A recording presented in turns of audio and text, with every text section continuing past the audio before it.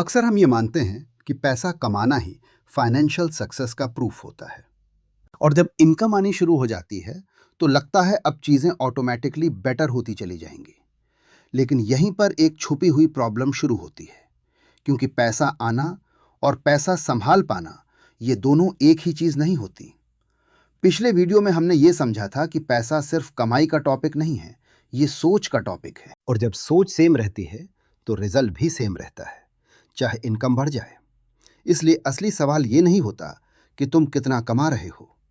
असली सवाल होता है जो पैसा आ रहा है वो तुम्हारे पास रुक क्यों नहीं रहा।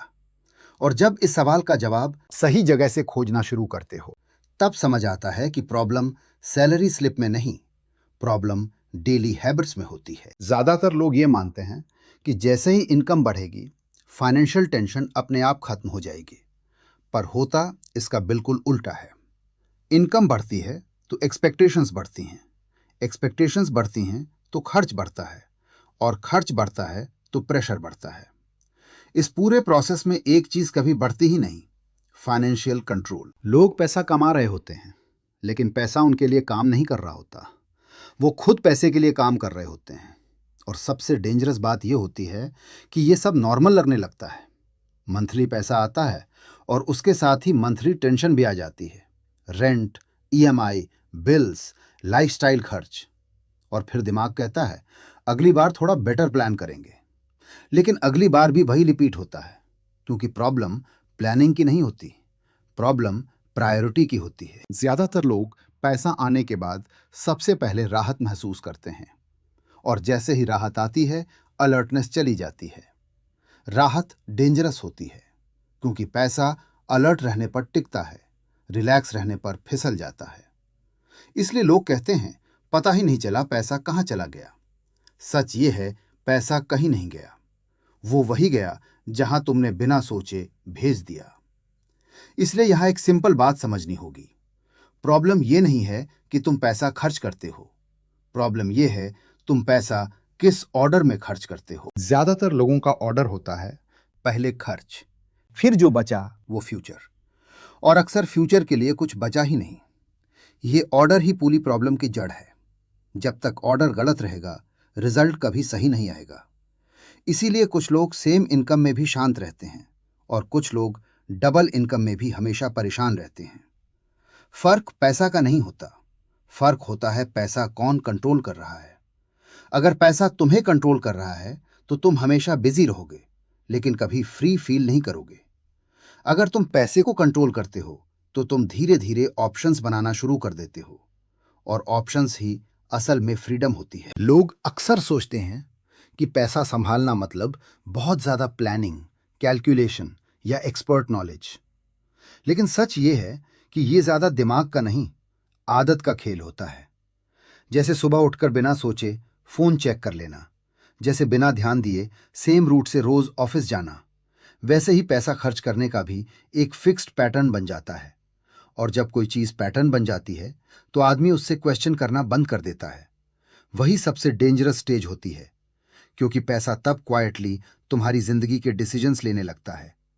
तुम्हें लगता है तुम डिसाइड कर रहे हो, लेकिन असल में तुम्हारी आदतें डिसाइड कर रही होती हैं। इसलिए लोग जॉब चेंज करते हैं, सिटी चेंज करते हैं, कंपनी चेंज करते हैं, लेकिन फाइनेंशियल सिचुएशन वही रहती है, क्योंकि उन्होंने सिस्टम नहीं बदला, सिर्फ एनवायरनमेंट बदला। जब तक सिस्टम सेम रहेगा रिजल्ट भी सेम रहेगा। यहां एक बात क्लियर होनी चाहिए, प्रॉब्लम शॉपिंग नहीं है, प्रॉब्लम कंफर्ट नहीं है, प्रॉब्लम एंजॉयमेंट भी नहीं है। प्रॉब्लम यह है कि एंजॉयमेंट पहले आ जाता है और फ्यूचर बाद में, और फ्यूचर हमेशा बाद में आता है, इसलिए वो कभी आता ही नहीं। अगर तुम पैसा आने के बाद सबसे पहले उसे खर्च कर देते हो तो तुम अपने फ्यूचर से कह रहे हो तू थोड़ा वेट कर लेना। और फ्यूचर वेट नहीं करता। फ्यूचर या तो आज बनता है या फिर कभी नहीं बनता। इसीलिए कुछ लोग सालों काम करने के बाद भी कहते हैं बस थोड़ा और कमा लूं फिर सब सेट हो जाएगा।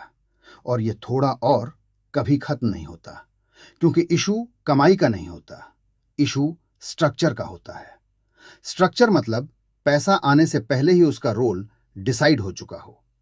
पैसा आए और पहले ही क्लियर हो ये पैसा कहाँ रुकेगा, कहाँ काम करेगा और कहाँ नहीं जाएगा। जब ये क्लैरिटी नहीं होती तो पैसा बॉस बन जाता है, और जब पैसा बॉस बन जाए तो आदमी हमेशा बिजी रहता है लेकिन कभी सिक्योर फील नहीं करता। बिजी रहना और सिक्योर रहना दो अलग चीजें हैं। ज्यादातर लोग बिजी हैं, बहुत कम लोग सिक्योर हैं। और सिक्योरिटी का मतलब ये नहीं होता कि जिंदगी में प्रॉब्लम ही ना आए। सिक्योरिटी का मतलब होता है प्रॉब्लम आने पर पैनिक ना होना। पैनिक वही करता है जिसके पास मार्जिन नहीं होता। मार्जिन सिर्फ पैसा का नहीं होता, मार्जिन सोच का भी होता है। और सोच का मार्जिन तब बनता है जब तुम पैसे को इमोशन से अलग कर देते हो। जब हर खर्च इमोशनल होता है तो पैसा कभी लॉजिकल नहीं बन सकता। इसलिए पैसा संभालना मैथ का सब्जेक्ट नहीं है, ये सेल्फ कंट्रोल का सब्जेक्ट है।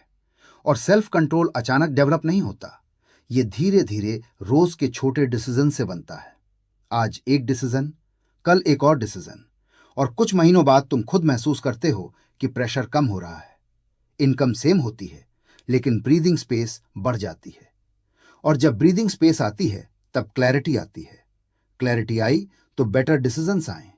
बेटर डिसीजंस आए तो पैसा धीरे धीरे तुम्हारे लिए काम करना शुरू करता है। जब पैसा तुम्हारे लिए काम करना शुरू करता है तब एक चीज क्वाइटली चेंज होती है। तुम्हारे डिसीजंस का बेस फियर नहीं रहता।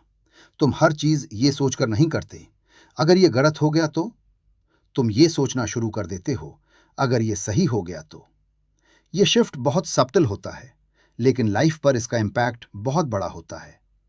फियर बेस्ड डिसीजंस सिर्फ सर्वाइवल तक ले जाते हैं। क्लैरिटी बेस्ड डिसीजंस ग्रोथ की तरफ ले जाते हैं। और क्लैरिटी तब आती है जब पैसा तुम्हारी आंखों के सामने से भागना बंद कर देता है। जब तुम्हें हर मंथ ये नहीं सोचना पड़ता कि कैसे मैनेज करना है, तब तुम सोच पाते हो कि कैसे इंप्रूव करना है।